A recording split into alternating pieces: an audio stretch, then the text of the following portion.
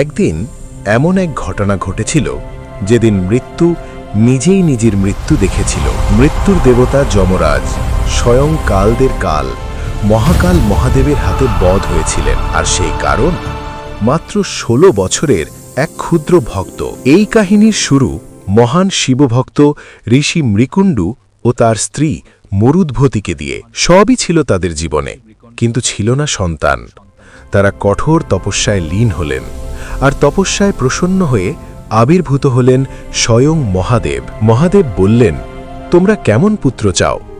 একজন মূর্খ পুত্র যে ১০০ বছর বাঁচবে, নাকি একজন জ্ঞানী পুত্র যার আয়ু মাত্র ১৬ বছর?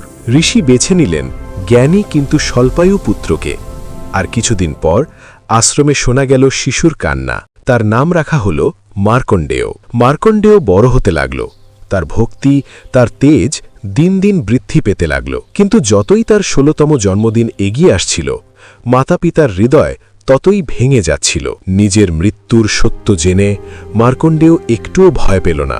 সে বলল, আমি সেই মহাকালের শরণ নেব যিনি মৃত্যুকেও বদলে দিতে পারেন। সে এক পবিত্র নদীর তীরে পৌঁছাল, মাটি দিয়ে একটি শিবলিঙ্গ নির্মাণ করল এবং গভীর তপস্যায় লীন হয়ে গেল। ৩ দিন ৩ রাত কেটে গেল। তৃতীয় দিনে তার বয়স পূর্ণ হল ১৬।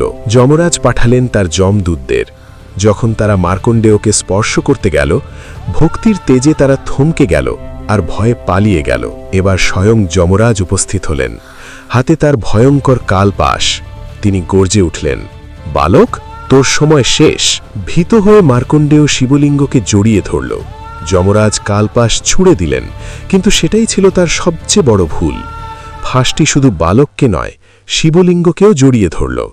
অজান্তেই তিনি মহাকালকে বাঁধতে চেষ্টা করেছিলেন। হঠাৎ এক ভয়ঙ্কর বিস্ফোরণ হল, শিবলিঙ্গ ফেটে গেল, আর সেখান থেকে আবির্ভূত হলেন কালদের কাল মহাকাল মহাদেব।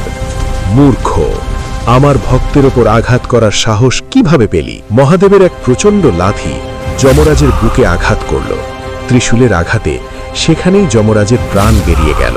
সেই মুহূর্তে পৃথিবী থেকে মৃত্যু বিলুপ্ত হয়ে গেল। মহাদেব মার্কণ্ডেয়কে অমরত্বের বরদান দিলেন।